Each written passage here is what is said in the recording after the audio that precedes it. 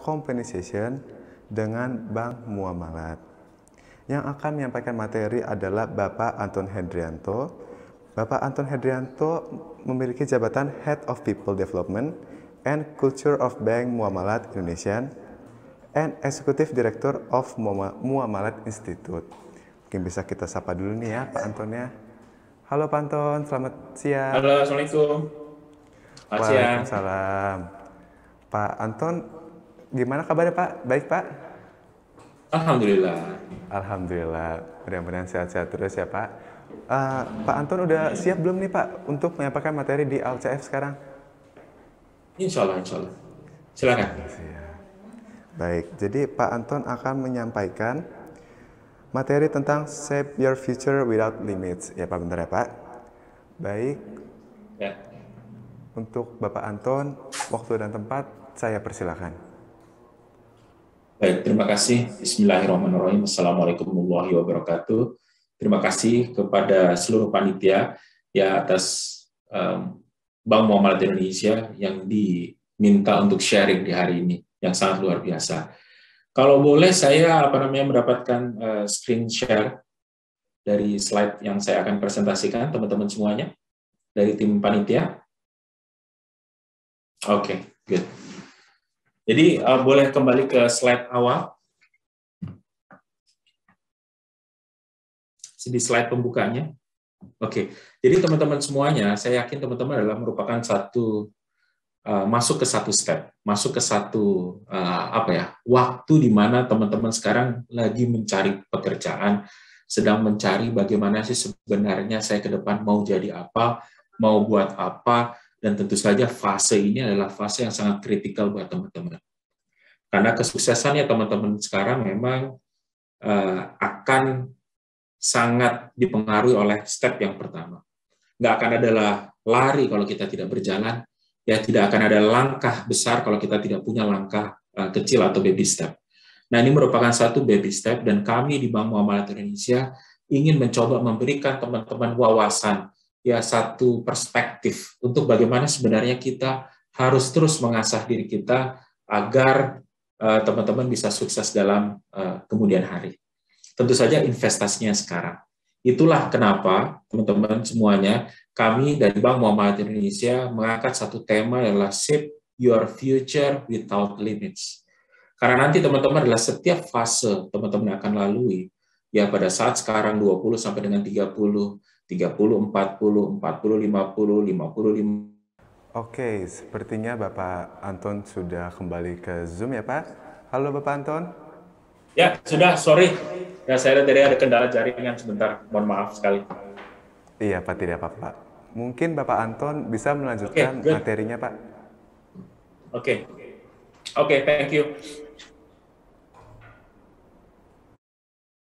Oke, ke slide berikutnya. Inilah gambaran ya sekilas mengenai saya, teman-teman semuanya. Saya ada di dua tempat. Saya ada di Bank Muamalat Indonesia dan juga di Muamalat Institute. Ya, jadi insya Allah saya bisa memberikan teman-teman perspektif, cara pandang, dan sebagainya, dan apa yang Anda siapkan. Karena yang paling penting kalau Anda mau sukses adalah apa yang Anda siapkan sekarang. Saya kurang lebih hampir 20 tahun bekerja di perbankan, kita ada 3 bank, saya pernah bekerja, dan kemudian saya sekarang di Bank Muamalat Indonesia sebagai Head of People Development and Culture, dan juga sebagai Executive Director untuk Muamalat Institute, atau salah satu subsidiary Bank Muamalat Indonesia. Nah, tentu saja di sana ada beberapa award yang saya terima sepanjang saya berkarir, ya insya Allah adalah merupakan satu support dari seluruh rekan-rekan yang ada di Bank Muamalat Indonesia pada 4-5 tahun ke belakang ini, dan juga kita menunjukkan bahwa Bank Muamalat Indonesia sangat concern bagaimana sebenarnya kita ingin menunjang generasi muda yang akan lebih baik lagi. Kemudian ya itu gambaran singkat mengenai saya. Kita coba masuk ke materinya. Next. Jadi, teman-teman, next. Jadi, ini adalah satu statement yang saya awali adalah satu statement dari quotes yang kita bisa lihat, teman-teman, yang membedakan Anda siapa itu, dan juga dengan apa yang Anda inginkan adalah apa yang Anda lakukan. Jadi, teman-teman, begitu sekarang Anda jadi job seekers, Anda sedang merajut dan merancang sebuah kesuksesan dalam tempo 1, 2, 3, 4, 5, 10 tahun, atau bahkan 20 tahun ke depan. Dan kalau kita teman-teman siapkan sekarang itu sangat luar biasa. Jadi kuncinya adalah what you do. Sekarang Anda mau melakukan apa? Itulah kenapa kami dari Bank Muamalat Indonesia pengen shaping your future ya without limits. Kenapa? Karena potensinya begitu besar. Tentu saja yang di-shape ada organisasinya dan juga orangnya yang mau di-shape. Dan saya yakin teman-teman semua di sini adalah orang yang ingin terus untuk diraut, untuk terus orang yang dipertajam terus untuk yang lebih baik lagi. Jadi pastikan bahwa saat baby step ini adalah what you do-nya menjadi penting. Next. Nah, kalau kita lihat teman-teman semuanya, kalau kalian mau lakukan sesuatu, tentu saja kalian harus tahu juga panggungnya. Kita lihat deh, panggungnya seberapa besar. Insya Allah, Bank Muamalat Indonesia yang saat ini sudah dimiliki oleh BPKH, ya sudah memiliki ya komitmen yang sangat kuat dan juga memiliki panggung yang besar untuk teman-teman. Without a big stage, where can you as a talented souls dance? Ya, jadi ini adalah satu kata kiasan bahwa kami ya di Bank Muamalat Indonesia atau ekonomi syariah atau industri halal pada umumnya adalah memberikan sebuah panggung yang sangat luar biasa besar, menarik buat teman-teman. Tentu saja yang akan memanfaatkan adalah orang-orang yang akan ya mempertajam dan menajamkan dirinya pada saat sekarang dan untuk nanti. Ya, jadi insya Allah Bank Muamalat Indonesia akan siap untuk memberikan ada panggungnya. Nah, panggung itu seberapa besar? Next. Nah, kalau kita lihat teman-teman, mari kita coba lihat. Ya, saya pengen membuat teman-teman adalah realize bahwa seberapa besar sih sebenarnya syariah ekonomi Indonesia dan kalau kita lihat pada tataran global. Kalau kita lihat di sini baru teman-teman akan terbuka mindset-nya, terbuka wawasannya, dan insya Allah berkecimpung untuk mendorong pertumbuhan perekonomian syariah di Indonesia. Next, apakah kita better atau stagnan? Coba kita lihat. Teman-teman semuanya, kalau kita lihat di sini adalah pada global economic stage, ya Indonesia itu ada di peringkat 4. Kalau kita lihat peringkat 4 adalah peringkat yang tidak cukup baik untuk Indonesia. Tentu saja peringkat kita naik dari peringkat 5 ke peringkat 4 dari 2020-2021. Tapi sebetulnya Indonesia memiliki captive market yang sangat luar biasa di industri halal.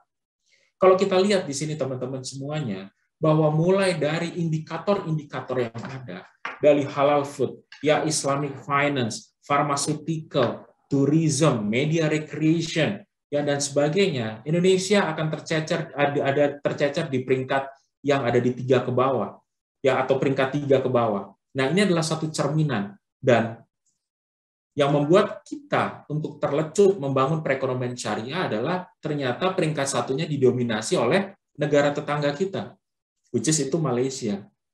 Nah, ini adalah menjadi sebuah lecutan buat kita semuanya. Mari, ya teman-teman, saya Anton Hendrianto, mewakili Bank Muamalat Indonesia, mengajak semua teman-teman untuk mulai melihat opportunity pada industri halal. Tidak hanya di bankingnya saja, tapi kalau kita lihat di pharmaceutical, kita lihat ada di tourism dan sebagainya. Apalagi Indonesia akan bangkit dengan halal tourism. Indonesia akan akan bangkit dengan tourismnya. Dan insya Allah halal tourism adalah menjadi salah satu destinasi menarik di Indonesia. Nah, ini teman-teman coba bisa manfaatkan ini agar untuk menjadi satu kesempatan. Dan kalau kita lihat ranking Indonesia ini adalah menjadi sebuah opportunity, bukan sebuah trap kalau kita ngomong SWOT analysis. Jadi teman-teman, ayo mari kita bangun ekonomi syariah di Indonesia. Nah, kita peringkat 4, kita aiming peringkat 3, peringkat 2, even peringkat 1. Kalau marketnya semakin besar, marketnya semakin terbuka, maka opportunity buat Anda pun mempercepat karir Anda kan pun semakin besar. The question mark is, why Indonesia belum bisa mengcapitalize market yang begitu captive, market yang begitu besar? Karena jawabannya adalah setelah ini. Next. Kenapa kita belum bisa mengcapitalize ini, teman-teman? Next. Adalah karena opportunity-nya belum bisa kita manfaatkan dikarenakan adalah kualitas sumber daya manusia Indonesia yang harus perlu ditingkatkan, harus perlu untuk shape lagi. That's why teman-teman adalah hari ini kami dari Bank Muamalat Indonesia ingin membuat teman-teman melihat opportunity untuk terus dikembangkan. Kalau kita lihat teman-teman, lihat dari Youth Development Index. Youth Development Index kita ada di peringkat menengah ke bawah di Indonesia. Human Capital Index kita pun ada di peringkat menengah ke bawah, bahkan kita ada di bawah rata-rata ASEAN. Kita harus belajar sama Vietnam yang sekarang ada peringkat 2 di Human Capital Index. Dan mereka memperlihatkan adalah traction terhadap ekonominya mereka sangat luar biasa. Nomor 2 adalah Vietnam. 20 tahun yang lalu negara tersebut belajar di Indonesia. Sekarang ada di salah satu podcast, ya Pak Gita Wirawan menyebutkan, ya waktu berbicara dengan salah satu profesor dari Universitas di Singapura, dia menyebutkan apa yang dilakukan Vietnam sekarang, besok Indonesia harus lakukan. Bayangkan, ya kita sekarang ya harus belajar, nggak harus malu kita belajar. Tapi ternyata kualitas sumber daya manusia menjadi sebuah unsur penentu untuk kita bisa bangkit. Itulah kenapa Bank Muamalat Indonesia berkomitmen sangat kuat untuk membangun ekonomi syariah melalui kualitas sumber daya manusia yang mumpuni. Apalagi teman-teman, ada satu hal yang teman-teman harus cermati dari sekarang. Saya awali tadi adalah dengan baby step. Bank Muamalat Indonesia akan insya Allah menjadi langkah awal yang tepat buat Anda. Insya Allah tahun ini kita punya MODP, Muamalat Officer Development Program. Insya Allah kita punya 2 batch untuk Muamalat Associate Program, ya untuk wholesale banking dan retail banking. Insya Allah kita terus membuka untuk internship. Insya Allah kita terus membuka untuk CS Teller yang kita accelerate nanti menjadi staff di Bank Muamalat Indonesia. Kenapa? Karena 10 tahun yang akan datang, Indonesia akan masuk ke bonus demografi atau demographic dividend, di mana 75% atau 3/4 dari penduduk Indonesia ada di usia produktif. Bayangkan saja, kalau Anda akan berkompetisi dengan 75% dari total populasi Indonesia di usia produktif, bayangkan, kalau Anda tidak memiliki kompetensi yang diasah dari sekarang. Dan orang muda yang memiliki kompetensi handal, ya insya Allah perusahaan-perusahaan di Indonesia sebenarnya sudah meritokrasi. Ya sudah bagaimana memberikan kesempatan peluang kepada orang bukan karena usianya, tapi karena kemampuannya. Anda bisa melihat di industri syariah, kita akan ada Bank Aladin yang segera meluncur, dan Bank Aladin itu memiliki CEO yang kelahiran tahun 88. Waktu naik jadi CEO umurnya 32 tahun. Itu adalah sebuah fakta bahwa organisasi sekarang lately bukan melihat dari usia, tapi melihat dari kompetensinya. Dan sekarang adalah saat yang penting, critical point ya untuk Anda asah itu.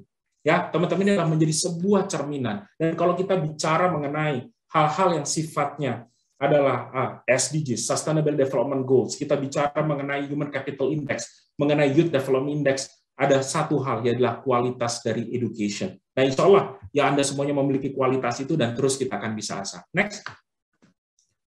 Nah, teman-teman, di sini kalau kita lihat di sini, teman-teman, apa selanjutnya adalah sinergi. Tentu saja kita harus terus bersinergi. Kami dari sisi industri terus bersinergi dengan kampus. Ya, alhamdulillah sekarang kita dengan Unair gitu ya, dengan teman-teman dan Ready gitu ya, mencoba bagaimana sih sebenarnya kami Bank Muamalat Indonesia untuk mensupport melalui kampus. Karena terus terang kami sendiri kalau bisa membangun sebuah jembatan ya antara graduate producer dan kami sebagai talent hunter dari sisi industri, tentu saja kami akan memilih dari orang yang memiliki kompetensi. Kami sangat senang kalau kita memilih 10 orang kompeten semuanya, kita pusing memilih siapa yang the best. Kenapa? The best among the best. Kami sangat tidak suka kalau memilih the best among the worst. Dan saya yakin teman-teman adalah the best among the best. Nah, bagaimana supaya kita terus bisa terakselerasi?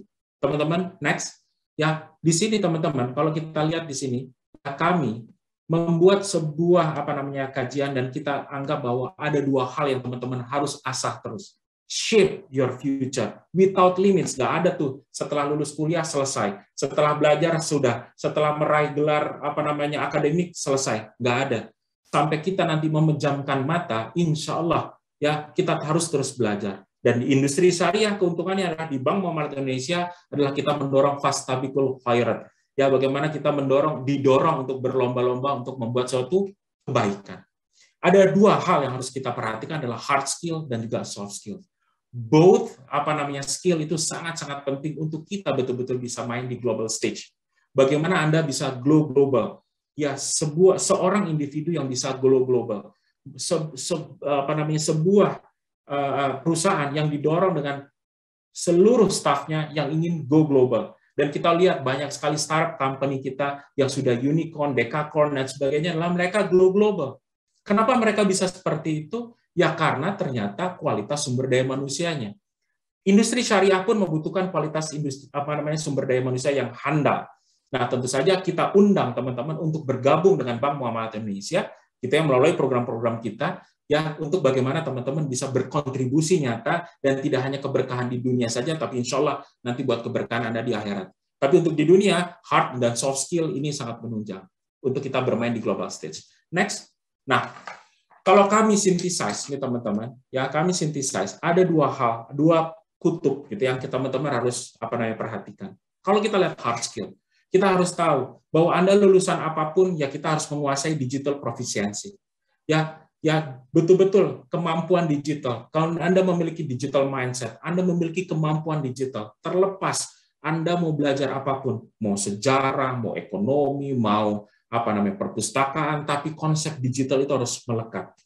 Bukan ada artinya harus jago coding dan sebagainya, programming, no, tapi digital itu melekat. Dan alhamdulillah teman-teman adalah generasi di mana Anda lahir di saat digital itu memang tumbuh sangat luar biasa. Setelah itu adalah bagaimana kemampuan strategic planning. Anda harus asah terus tuh bagaimana kemampuan strategic planning. Kenapa? Karena industri ke depan atau dunia usaha itu semakin VUCA, volatility, uncertainty, complexity, dan ambiguity. Semakin tidak menentu. Maka teman-teman kalau tidak memiliki strategic planning, maka akan sangat sulit. Apalagi di industri syariah, di perbankan syariah, bagaimana kita harus memiliki strategic planning. Karena apa? Karena industri syariah itu sekarang market share-nya 6,5% di Indonesia. Dan menurut cetak Biro OJK, ya OJK itu mentargetkan dalam 5 tahun ke depan akan ada di 20% market share. Dan tentu saja itu akan menjadi lipat 3. Sehingga apa? Sehingga kalau kita tidak memiliki staff-staff yang selalu berpikir linear, kita nggak akan maju. Tapi kita harus memiliki staff-staff yang berpikir eksponensial, yang terjadi satu leap, not even jump. Nah, itulah kenapa kita undang teman-teman untuk berkontribusi di industri ini. Kemudian apa? Critical and analytical thinking. Jelas, di era yang VUCA, ya tentu saja kita membutuhkan critical dan analytical thinking. VUCA pun kita bisa turn menjadi sesuatu hal yang lebih positif.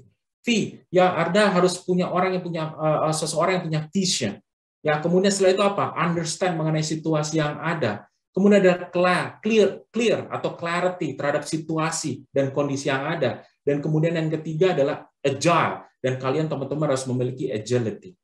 Di sisi yang lain kita juga harus memiliki kemampuan. Kalau Anda pengen global, maka Anda harus memiliki kemampuan ya foreign languages proficiency. Artinya apa ya? Tidak hanya bahasa Inggris. Anda mungkin bisa bahasa Mandarin, Anda bisa mungkin bahasa Rusia, ya Anda bisa bahasa apapun yang betul-betul Anda bisa masuk menjadi persaingan atau Anda bisa go global dan masuk persaingan tersebut.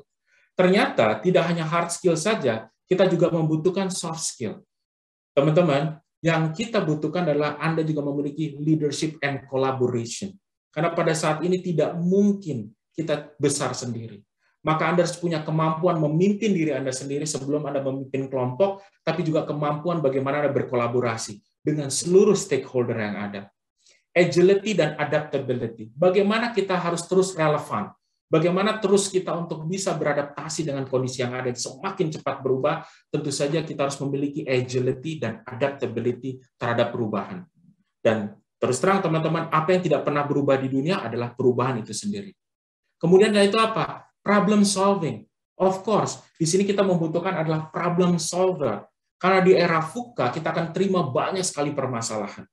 Makanya kalau Anda sekolah banyak sekali case study.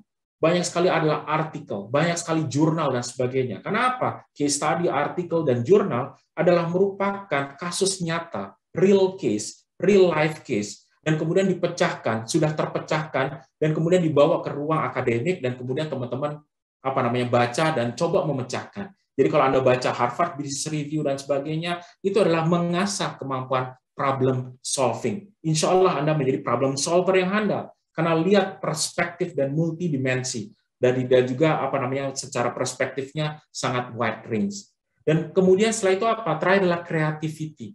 kreativitas di sini memang harus dibutuhkan. Bagaimana kita melihat celah, peluang yang ada. Dan terus terang, industri syariah, halal industri membutuhkan anak-anak yang kreatif supaya teman-teman bisa mengembangkan. Nah, justru kita tidak pengen adalah punya orang yang tidak kreatif, karena justru adalah industri syariah membutuhkan tenaga yang kreatif. Insya Allah, teman-teman, kalau Anda asah terus ya 4 elemen yang ada di soft skill, 4 elemen yang ada di hard skill, Anda akan terus bisa berkontribusi nyata. Next. Nah, kalau kita lihat ternyata apa? 2 hal tadi, teman-teman, soft skill dan hard skills adalah menjadi sebuah future challenges. Nah, ini yang teman-teman harus asah terus. Anda harus tingkatkan tanpa limit, ya limitless. Jadi tanpa waktu juga, ini timeless. Karena terus Anda harus asah. Dan kita membutuhkan itu. Even though Anda sudah adalah S2, S3, nggak ada waktu berhenti untuk belajar. Saya pun sudah hampir 2 dekade saya bekerja dan terus belajar. Semakin Anda belajar, semakin Anda nggak banyak tahunya. Semakin Anda menyelami, semakin Anda nggak banyak tahunya. Saya 15 tahun di bank konvensional, ya hampir 5 tahun ini saya ada bekerja di syariah, makin banyak saya nggak tahunya. Tapi disitulah keasikannya untuk semakin terus belajar. Karena terus terang, teman-teman, semakin Anda belajar, semakin Anda kaya. Semakin Anda mencoba, semakin banyak experience-nya. Dan nilai Anda akan naik, yield Anda akan semakin tinggi kalau Anda memiliki pengalaman dan juga pengetahuan yang cakap dan cukup. Oke, next. Nah, kalau kita lihat nih, teman-teman, ada yang mau saya garis bawahi di sini adalah bagaimana sebenarnya Anda punya mindset. Karena apa? Mindset itu adalah diawali dengan mindset. Kalau Anda udah punya technical skill bagus, Anda punya soft skill bagus, Anda harus memiliki mindset yang handal. Anda punya mindset yang can-do attitude. Kenapa? Mindset yang positif itu akan membedakan antara orang yang terbaik dengan orang yang biasa-biasa saja. Orang yang the best dengan yang mediocre. Dengan orang yang biasa saja dengan yang lain. Dan saya yakin adalah orang yang unggul. Next. Nah, kalau kita lihat di sini, teman-teman, mindset yang seperti apa? Yang saya ingin tekankan adalah growth mindset. Saya ingin teman-teman adalah punya keinginan yang tumbuh, terus tumbuh mindset-nya. Nah, mindset yang tumbuh itu seperti apa? Mindset yang tumbuh itu adalah failure is an opportunity to grow. Jadi, kalau Anda bekerja nanti di industri halal, di industri syariah yang masih kecil, tapi insya Allah akan semakin berkembang, ya semakin evolve, kita membutuhkan orang yang punya growth mindset. Dan kalau kita lihat, penemu lampu pijar, ya Thomas Alva Edison, menemukan lampu pijar itu pada percobaan ke 1000 kali. Dia gagal udah 999 kali. Bayangkan, dia punya growth mindset yang luar biasa sehingga dikenang sepanjang masa. Sebagai orang yang bisa menerangi dunia. Padahal dia punya peluang untuk berhenti pada pertemuan pada kegagalan ke-100, kegagalan 500, kegagalan 700, itu sesuatu hal yang membuat kita kadang fatigue. Ya, lelah gitu ya. Tapi dia terus mencoba dan sukses. Nah, itu adalah kalau kita punya growth mindset. Dan industri halal, industri syariah membutuhkan banyak anak muda yang terus memiliki growth mindset. Next. Nah, kalau kita lihat di growth mindset, apa yang harus Anda perhatikan? Ada beberapa elemen, teman-teman. Yang pertama adalah apa? Focus on learning. Teruslah belajar. Belajar tanpa henti. Makanya saya bilang adalah apa? Shape your future without limits. Nggak ada limitnya. Waktu Anda memperkuat, Anda mempertajam diri Anda adalah tanpa limit. Anytime Anda belajar. Maka terus belajar. Yang kedua apa? Setelah belajar, seek challenges. Anda harus mencari tantangan. Karena begitu Anda belajar, Anda harus cari tantangan, naikin level. Seperti halnya kita main game. Main game itu nggak mungkin kita di level 1 terus. Anda harus seek challenges. Anda harus naik. Begitu Anda di level 2, ada seek challenges. Yang ketiga apa? Yang ketiga adalah seek ongoing improvement. Nah, waktu Anda yang mendapatkan tantangan, Anda menantang sebuah tantangan karena Anda naik level, Anda pasti akan memperbaiki diri. Ya, disitulah Anda harus terus melakukan bagaimana melakukan improvement.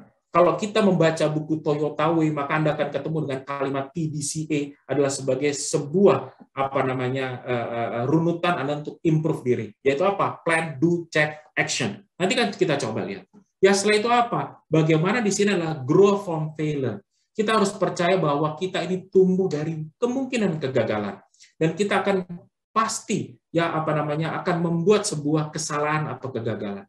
Kalau teman-teman datang ke toko buku dan kemudian setelah itu mencari buku motivational mengenai perjalanan hidup, mengenai biografi seseorang, gitu kan ya. Anda akan melihat bahwa apa? Pada awal-awal mereka berkarir, mereka menerima sebuah kegagalan. Mereka mendapatkan ketidaksempurnaan, tapi mereka bermutasi menjadi orang lebih kuat, mereka menjadi orang lebih tangguh, dan kemudian mereka sukses. Kemudian setelah itu apa? Accept effort, ya, as key to success. Artinya apa di sini teman-teman? Bahwa ya tentu saja untuk sukses itu harus ada upaya dan daya yang harus kita lakukan. Nggak mungkin kita berpangku tangan dan kemudian setelah itu akan hadir kesuksesan itu. Nggak mungkin. Apalagi di industri syariah yang kita insya Allah akan evolve terus, pasti akan effortnya besar. Dan Anda akan belajar banyak. Saya sangat yakin hampir 2 dekade saya bekerja, sehingga teman-teman di sini adalah effort itu matters. Ya insya Allah effort itu juga akan membuat Anda lebih tangguh. Dan kemudian setelah itu yang terakhir adalah learn from other success. Kita jangan malu, ya jangan berkecil hati untuk kita bisa belajar sama orang yang lebih sukses sama kita. Kita akui bahwa orang lebih baik. Kita akui bahwa orang lebih lebih cerdas, ya lebih tangguh, lebih agile daripada kita, dan kita harus berguru sama dia.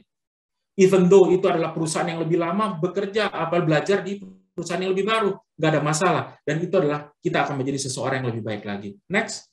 Nah, untuk membuat sebuah perubahan tentu saja teman-teman tidak mudah.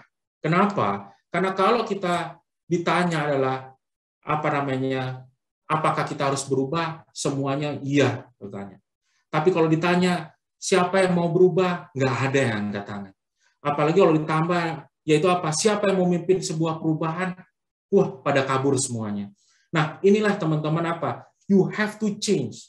Anda harus berubah terus. Dunia ini terlalu cepat untuk kita tidak berubah. Kalau Anda tidak berubah, maka Anda akan terlindas dengan waktu dan teman-teman tidak akan bisa sukses. Dan kenapa ini harus berubah? Karena Anda adalah leader, calon leader masa depan, dan Anda harus membuat dan memimpin sebuah perubahan. Next. Nah, bagaimana membuat sebuah perubahan, teman-teman?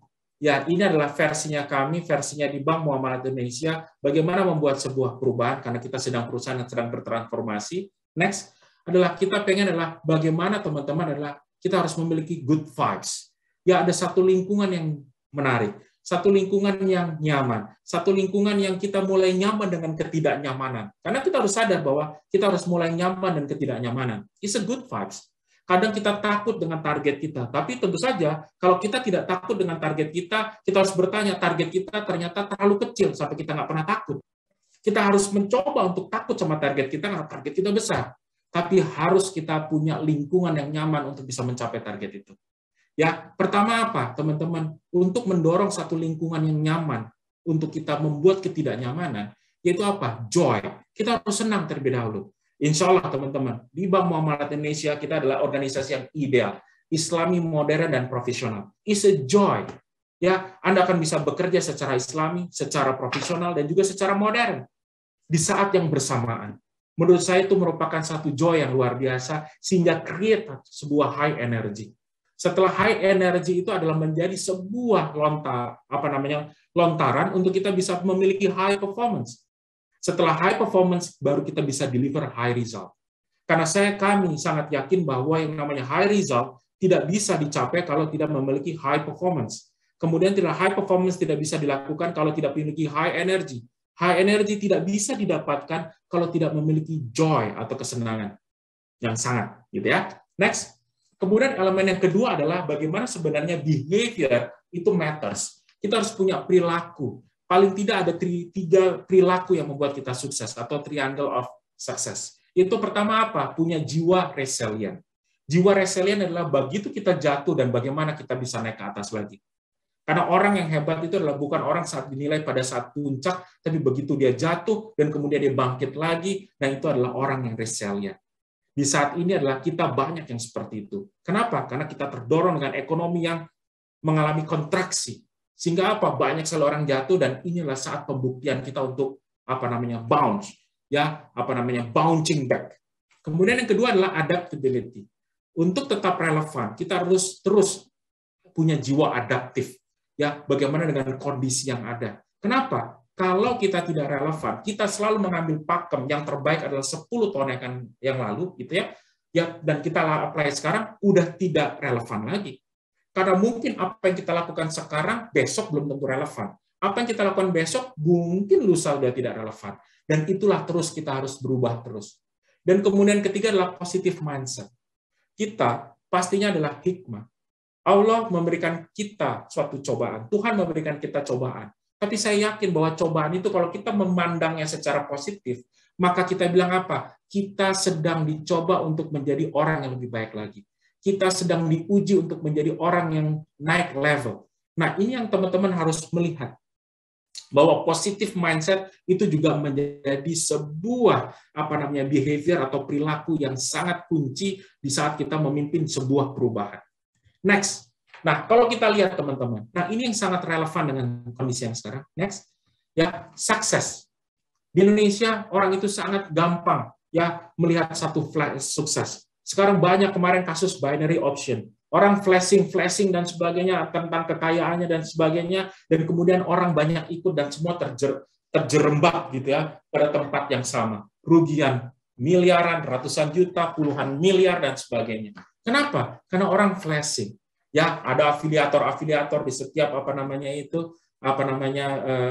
aplikasi yang ada gitu ya. Dan kemudian kita ikut semua di sana. Kenapa? Karena sukses yang kita baca hanya yang ada di atas. Yang apa? What people see. Teman-teman, untuk mencapai sebuah kesuksesan, buat teman-teman untuk jadi first step untuk menjadi orang sukses, tentu saja jangan hanya lihat yang ada di permukaan.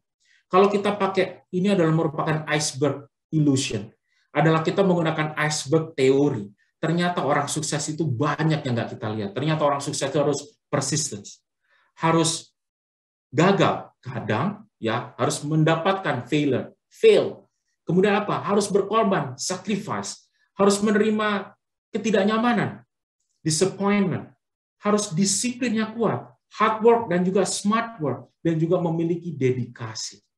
Nah, ini adalah merupakan sesuatu orang nggak lihat, taunya adalah mewahnya saja, punya ininya dan sebagainya, dan semuanya instant pengen dicapainya. Nggak ada, teman-teman. Sesuatu yang Anda noble, Anda harus capai dengan waktu, Anda harus capai dengan kerja keras, kerja cerdas untuk bisa menghasilkan itu.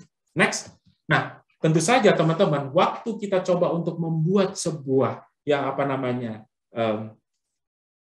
prioritizing atau prioritas, tentu saja teman-teman di sini kalau membaca adalah hukum Pareto, 80-20 rules.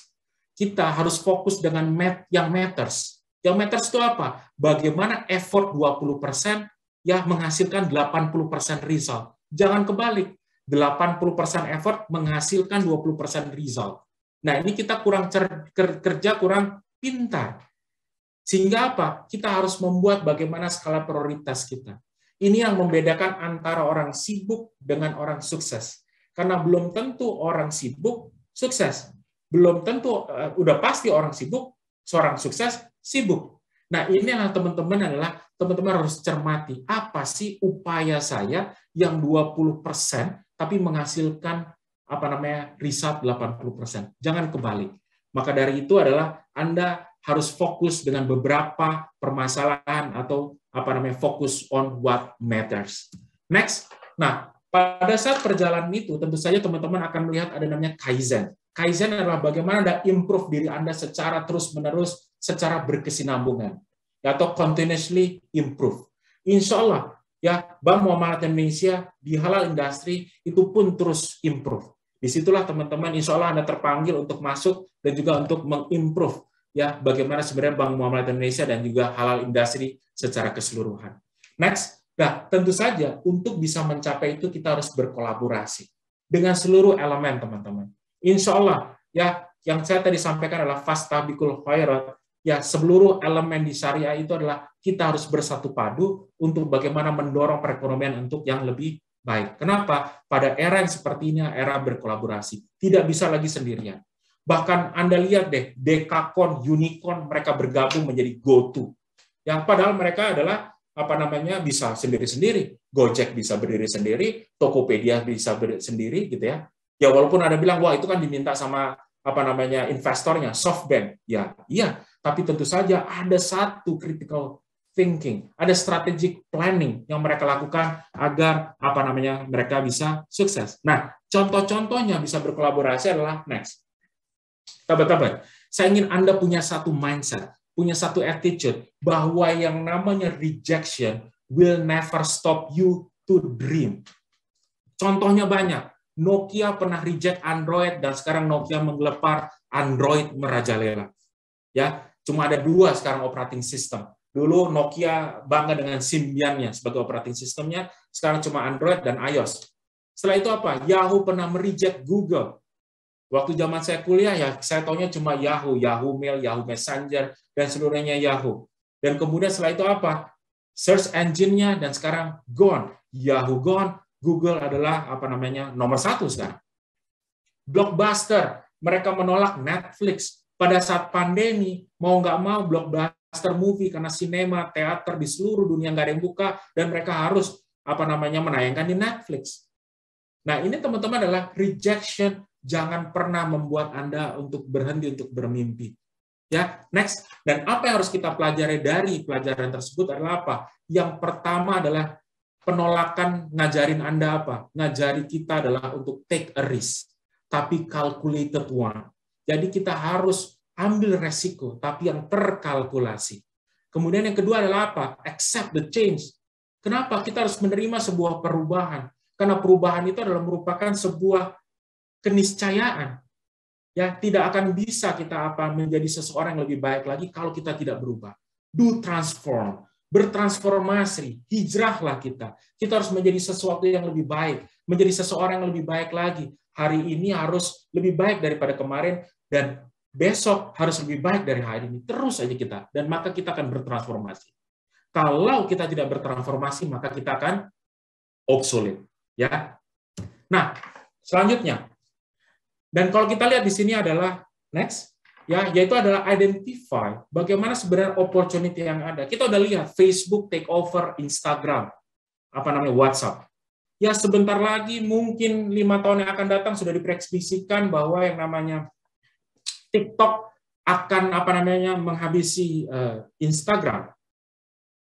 Nah, ini kan sesuatu bisnis yang terus melihat opportunity yang ada. Begitu Facebook pun berubah nama jadi Meta, dan Meta pun membuat sebuah universe baru dengan Metaverse. Dan kemudian setelah itu apa? Grab pun ya take over Uber di Southeast Asia karena memperbesar. Grab pun tidak bertinggal diam di industri perbankan. Grab dan juga Mtek, ya Grab X Mtek, Mtek X Grab akan memiliki bank digital di Indonesia. Seperti halnya Gojek yang masuk ke Bank Jago. Dan Anda lihat ternyata apa? Luar biasa. Bagaimana sebenarnya perusahaan-perusahaan besar itu selalu melihat peluang. Dan insya Allah Anda pun bisa melihat peluang bekerja di bank syariah, itu opportunity-nya besar sekali. Kenapa? Karena marketnya kecil. Sehingga kemungkinan kita untuk leap itu sangat tinggi. Next, apa yang kita dapat belajar dari opportunity? Karena apa? Opportunity will guide you. Untuk apa? Pertama apa, teman-teman?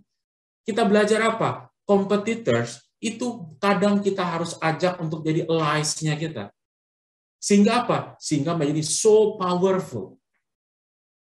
2 sosial media tadi, Facebook, Instagram, gabungkan so powerful.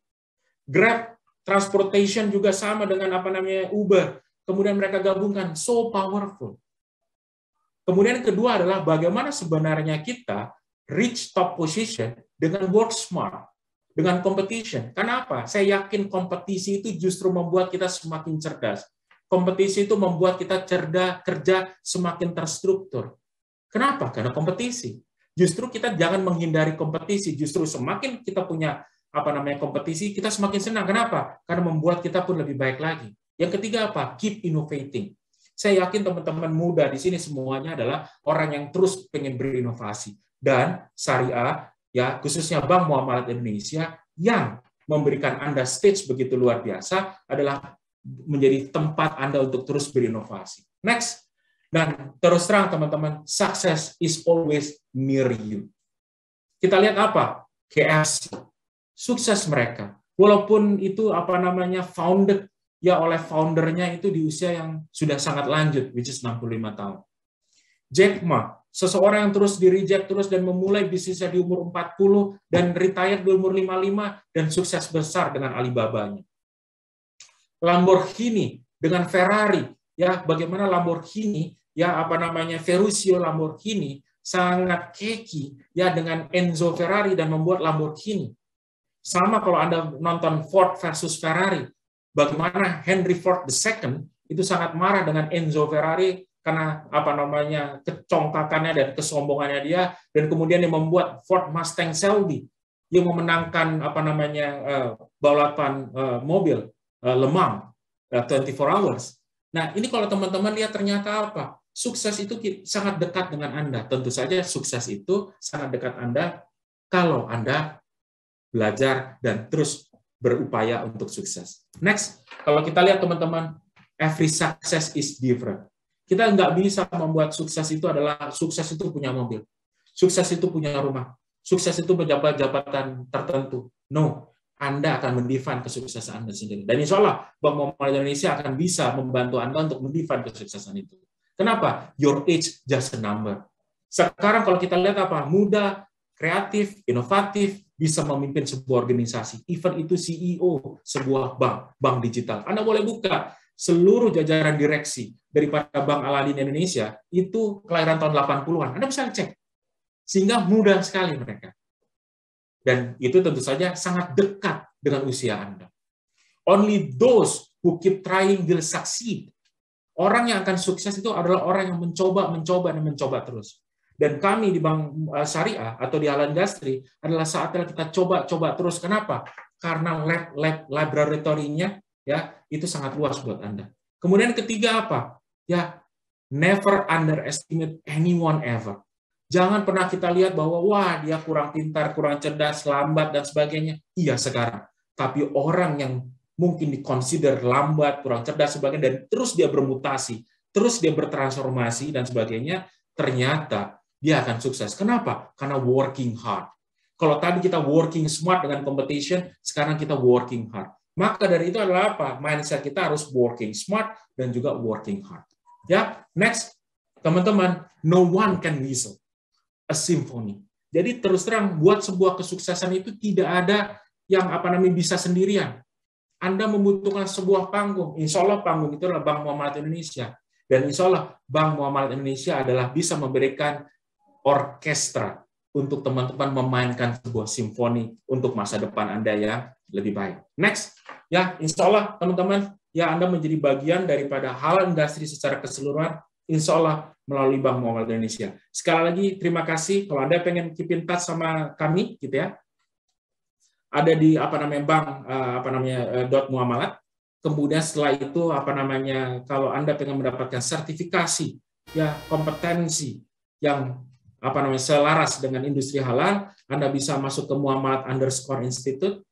Anda pun apa namanya bisa follow IG-nya dari apa namanya Bank Muamalat. Kalau Anda mendapatkan lowongan pekerjaan, informasi pekerjaan dan sebagainya, maple.muamalat gitu ya. Dan kemudian kalau Anda pengen apa namanya ingin diskusi sama saya secara personal, Anda bisa invite di LinkedIn saya, Anton Hendrianto. Sekali lagi terima kasih. Wassalamualaikum warahmatullahi wabarakatuh. Waalaikumsalam warahmatullahi wabarakatuh. Terima kasih banyak Pak Anton atas pemaparan materinya ya Pak. Dan juga kalian bisa melamar di aplikasi Ready. Sekali lagi saya ingatkan ya, selain langsung dari LinkedIn ID atau Instagram, kalian bisa download aplikasi Ready, lengkapi profilnya, dan lamar di perusahaan Bank Muamalat pada Ready ya. Baik Pak, para peserta juga sudah memiliki pertanyaan. Mohon maaf, tapi Mas, saya nggak dengar suaranya. Mohon maaf Mas, Pak. Halo Pak Anton.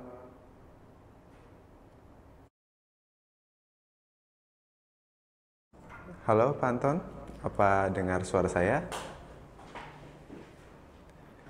Baik, mungkin sambil menunggu Pak Anton mengecek. Mohon maaf, saya belum mendengar suaranya. Halo Pak Anton. Pak Anton sedang terkendala di audionya mungkin. Oke, terima kasih. Sudah. Baik, Pak Anton. Iya, Pak Anton. Jadi, sudah ada pertanyaan dari peserta nih, Pak. Tapi sebelum saya memberikan pertanyaannya, saya mau menginfokan bahwa ada 2 giveaway untuk pertanyaan tercepat untuk sesi ini ya, sesi Bang Mualat. Baik, saya beritahu ya Pak, pertanyaan pertama. Pertanyaan pertama dari Yohansya Nikola Putra. Pertanyaannya adalah, apakah ada tips agar bisa dipanggil ke tahap berikutnya? Dan berkas apa saja yang mesti dikirim saat memasukkan lamaran selain CV, ijazah, transkrip, dan foto? Mungkin Pak Anton bisa bantu menjawab, Pak? Oke, good. Thank you. Jadi teman-teman, ada 2 seleksi. Tadi saya dengar dari Bank Mandiri sudah menjelaskan gitu ya. Yang pasti adalah buat saya adalah teman-teman yang pertama adalah tunjukkan seluruh kredensial Anda pada CV. Buatlah yang terbaik dan masukkan seluruh kredensial Anda. Tonjolkan semua kompetensi yang Anda miliki dan juga achievement yang Anda pernah raih. Itu yang harus Anda highlight. Kenapa? Pada saat ini adalah kecondongan untuk sebuah company hanya melihat IPK, hanya melihat kampusnya dari mana, itu udah mulai luntur. Tapi digantikan dengan kompetensi Anda, pengalaman Anda, dan sebagainya. Itulah kenapa hadirnya kampus Merdeka Belajar. Anda sangat diharapkan untuk datang, ya, kuliah, dan kemudian setelah itu adalah Anda bisa magang atau internship selama tenggat waktu tertentu. Kami pun bisa memfasilitasi itu supaya Anda tidak hiccups, ya, atau Anda tidak kaget nanti waktu Anda bekerja. Itu pertama. Yang kedua adalah latihlah sebelum Anda dipanggil interview, latihlah Anda berbicara depan kaca, dan kemudian adalah bagaimana Anda bisa secara honest, secara jujur Anda menyampaikan siapa Anda dan bagaimana Anda memiliki kemauan yang kuat untuk membantu sebuah perusahaan itu untuk maju. Tentu saja Anda akan eksplorasi itu perusahaan apa, sudah berapa lama, ya, kemudian setelah itu adalah apa saja achievement-nya, apa yang kira-kira skill atau kompetensi Anda yang Anda bisa tambahkan ke perusahaan tersebut untuk menambahkan satu value added dari perusahaan itu, dari Anda. Walaupun Anda adalah menjadi seorang yang fresh graduate. Jadi, teman-teman, explore-lah. 4 tahun Anda kuliah, 3,5 tahun Anda untuk kuliah, bukan hanya duduk di bangku kuliah saja, tapi explore seluruhnya. Sehingga itu saya sangat yakin kemampuan komunikasi menjadi sangat penting. Karena dalam sebuah teori, Anda fakta harus bagus kemasannya. Ya, artinya apa? Kalau kami di Bank Muamalat Indonesia, kami internship memberikan sebuah opportunity untuk masuk ke dalam program akselerasi kami. Jadi kalau misalnya ya dia magang di kita selama 6 bulan dan kemudian memiliki kompetensi yang baik, ya, kemudian memiliki kondikte yang baik, kinerja yang baik, maka kita akan bisa berikan wildcard. Ya, wildcard itu adalah tujuannya waktu dia lulus nanti beberapa proses seleksi itu akan dihapus. Maka dari itu adalah sekarang kalau Anda belum lulus, ikut magang, dan kemudian setelah itu Anda akan lebih banyak akan mengeksplor. Karena saya sangat yakin teman yang bertanya bahwa yang namanya sukses itu ada dari 2. Yang pertama dari cognitive skill, ya, pelajaran dan sebagainya, ya, dan kemudian adalah dari social skills. Kebanyakan orang yang belajar di Indonesia social skills-nya itu lemah. Dan bahkan kalau Anda compare, misalnya Anda akan duduk dengan orang-orang lulusan dari luar negeri, kalau disuruh ditanya, pasti mahasiswa Indonesia adalah menjadi seorang yang pendiam. Tapi kalau mengerjakan soal, mungkin orang Indonesia yang mungkin menjadi seseorang yang paling cerdas. Nah, bayangkan saja ini adalah merupakan sebuah kegagapan kita. Maka kalau Anda pengen sukses, tunjukkan siapa Anda dengan berlatih komunikasi yang lebih baik. Karena apa? Karena fakta harus dibarengi juga dengan bagaimana Anda mengemasnya. Tapi tidak hanya kemasan yang bagus, tapi faktanya jelek juga enggak juga. Tapi faktanya bagus, tapi Anda kemasannya jelek juga nggak akan sukses juga Anda. Gitu, teman-teman. Baik Pak Anton, terima kasih banyak atas jawabannya Pak Anton. Kalau boleh saya simpulin sedikit, berarti maksud dari Pak Anton tuh selama kita kuliah, kita juga harus mencari pengalaman, kita jadi nggak hanya belajar di kampus, tapi kita juga mencari pengalaman di luar kampus, contohnya dengan ikut kampus Merdeka. Setelah itu kita juga bisa memperluas komunikasi biar lebih mudah untuk masuk ke perusahaan. Apa benar Pak, kurang lebih seperti itu Pak? Ya. Baik Pak. Ada pertanyaan kedua Pak dari Mbak Tasya Nurhuda. Pertanyaannya adalah,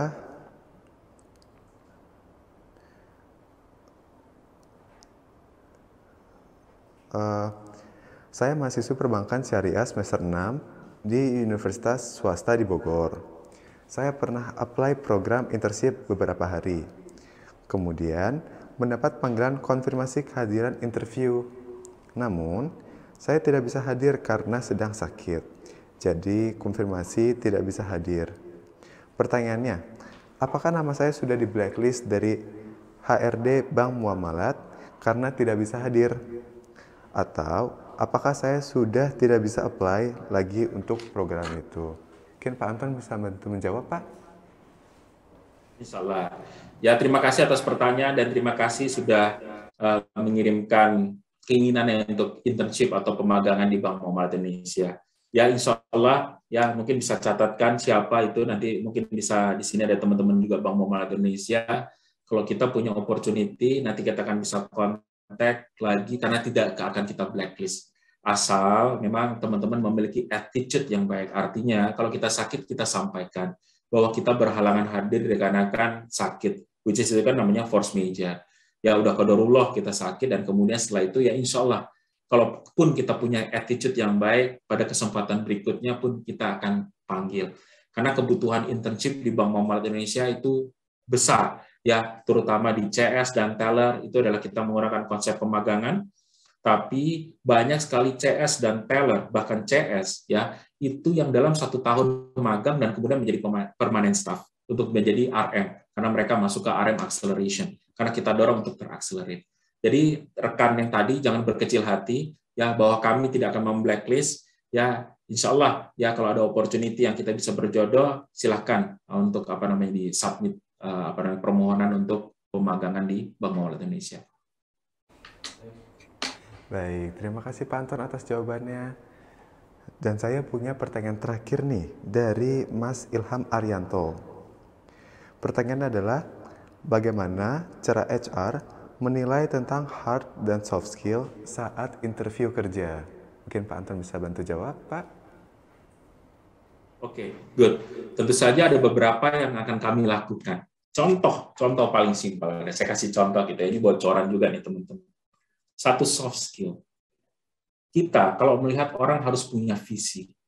Punya vision. Vision itu kan cara pandang kita ke depan seperti apa.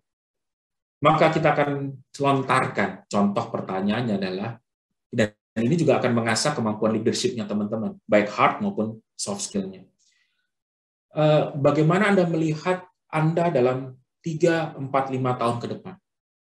Kebanyakan orang akan menjawab apa? Kebanyakan orang akan menjawab adalah, gimana nanti?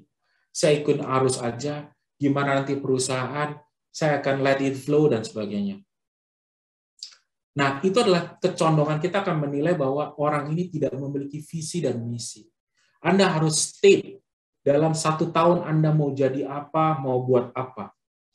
Anda harus kemukakan intention-nya Anda, mau jadi apa. Dan itu adalah membentuk sebuah ambition. Ambisi itu kalau di Indonesia selalu dinyatakan negatif, padahal itu kalimat yang tidak negatif sama sekali. Tentu saja ambisi itu adalah membuat kita untuk bisa maju. Ambisi itu membuat kita bisa semakin terpacu untuk masuk pada jajaran terdepan. Nah, dari situlah kita akan bisa melihat bahwa seberapa Anda punya ambisi untuk menjadi seseorang dalam 3, 5, 4 tahun ke depan. Which is itu adalah membuat sebuah intention atau membuat sebuah keinginan Anda mau jadi apa. Ya.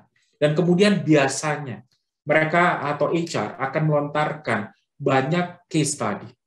Contoh ditanya, kenapa bisa lulus 3,5 tahun? Apa sebetulnya resep-resepnya atau apa ingredientnya Anda untuk sukses pada lebih cepat dari waktunya. Nah, teman-teman di sini harus bisa mengartikulasikan. Kenapa? Karena waktu kita bekerja itu tidak hanya kemampuan kognitif. IPK Anda itu adalah kemampuan kognitif. Tapi kalau bekerja harus ada kemampuan kognitif dan juga kemampuan sosial. Waktu Anda ada di dalam kepanitiaan, berorganisasi dan sebagainya itu mengasah kemampuan sosial Anda. Maka biasanya adalah lebih mudah waktu Anda berartikulasikan sukses Anda. Ketiga, biasanya kita akan melemparkan sebuah case study, dihadapkan bagaimana kalau teman-teman akan ada satu case study dan apa yang Anda akan lakukan. Nah, itu akan melihat Anda itu sebenarnya bagaimana kalau ditekan dengan sebuah kondisi, ya di mana kalau Anda didapatkan pada situasi yang tidak nyaman dan bagaimana meresponnya.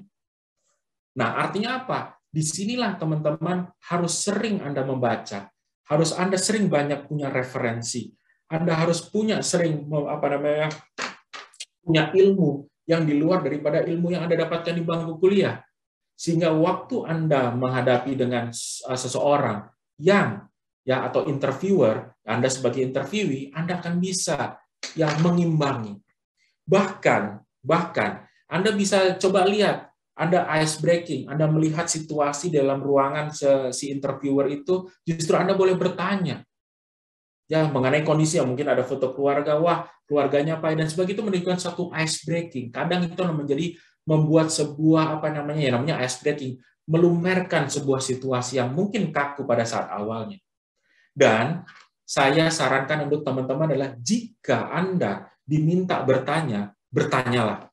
Jangan bilang apa, cukup jelas Pak, saya udah paham dan sebagainya. No, bertanyalah mengenai apapun. Tanyakan dan tunjukkan, karena bertanya itu kan menunjukkan minat.